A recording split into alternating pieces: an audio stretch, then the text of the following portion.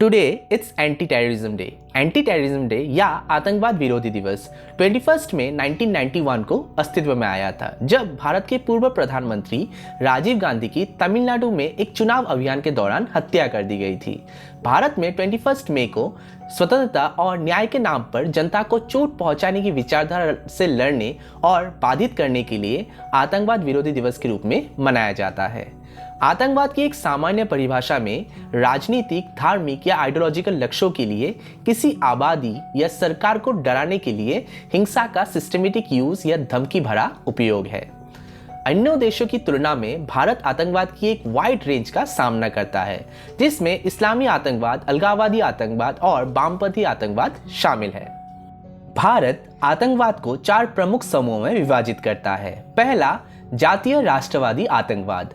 आतंक का ये रूप या तो भारत के भीतर या भारत से स्वतंत्र या पड़ोसी देश में एक अलग राज्य बनाने पर या एक जातीय समूह के विचारों पर दूसरे के खिलाफ जोर देने पर केंद्रित है। श्रीलंका में तमिल की स्थिति को संबोधित करने के लिए भारत में हिंसक तमिल राष्ट्रवादी समूह, पूर्वोत्तर भारत में विद्रोही आदिवासी समूह जातीय राष्ट्रवादी आतंकवादी गतिविधियों के उदाहरण हैं।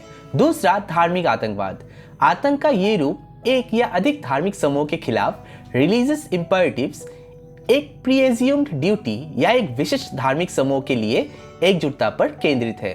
2008 में पाकिस्तान में एक इस्लामिक समूह द्वारा मुंबई में 26/11 का आतंकवादी हमला भारत में एक धार्मिक आतंकवाद का एक उदाहरण है। तीसरा, वामपंथी आतंकवाद। आतंक का ये रूप आर्थिक विचारधारा पर केंद्रित है, जहां सभी मौजूदा सामाजिक राजनीतिक ढांचे को आर्थिक रूप से शोषक के रूप में देखा जाता है और हिंसक साधनों के माध्यम से क्रांतिकारी परिवर्तन लाना आवश्यक है। मार्क्स, ईगल, माओ लेनिन की विचारधारा को ही एकमात्र वैलिड आर्थिक मार्ग माना जाता है। झारखंड और छत्तीसगढ़ में माओवादी हिंसा भारत में वामपंथी आतंकवाद का एक उदाहरण है। चौथा, नार्को टेररिज्म। आतंक का ये रूप अवैध नारकोटिक्स ट्रैफिक जोन बनाने पर केंद्रित है। उत्तर पश्चिम भारत में नशीली दवाओं की हिंसा भारत में नार्को टेररिज्म का एक उदाहरण है। अब हम जानते हैं एंटी टेररिज्म डे का इतिहास। इसी दिन ईयर 1991 में 7वें भारतीय प्रधानमंत्री राजीव गांधी की तमिलनाडु के श्री पेरम्बदूर में कांग्रेस पार्टी के लिए एक चुनावी अभियान में भाग लेने के दौरान लिट्टे आतंकवादियों द्वारा हत्या कर दी गई थी। चौंकाने वाले हमले के लिए एक महिला जिसका नाम धनु था, उसने अंजाम दिया, जो कि एक आत्मघाती हमलावर थी और वो लिट्टे यानी लिबरेशन ऑफ टाइगर्स तमिल इलम नाम का एक आतंकवादी संगठन से जुड़ी थी, जिसके कमांडर थे वेलुपिल्लई प्रभाकरन।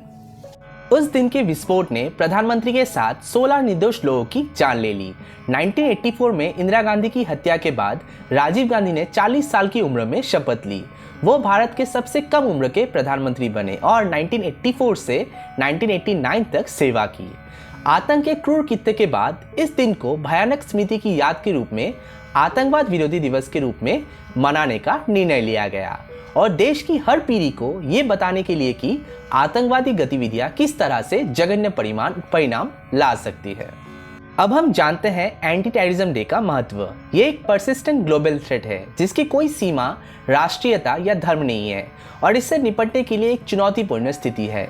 इस दिन को मनाने के उद्देश्य है शांति और मानवता का संदेश फैलाना, आतंकवादी समूह के बारे में जागरूकता बढ़ाना और वे कैसे हमला करने की योजना बना रहे हैं उससे जानना, लोगों के बीच एकता को बढ़ावा देना, युवाओं को आतंकवादी समूहों में शामिल होने से रोकने के लिए उन्हें शिक्षा और प्रशिक्षण के अवसर प्रदान करना, आतंकवाद, हिंसा के खतरे, लोक समाज और पूरे देश पर इसके प्रभाव के बारे में जागरूकता बढ़ाना। Thank you so much for watching this video. If you really like this video, please subscribe my channel and follow me on Facebook and Instagram. Stay hungry, stay foolish. Jai Hind.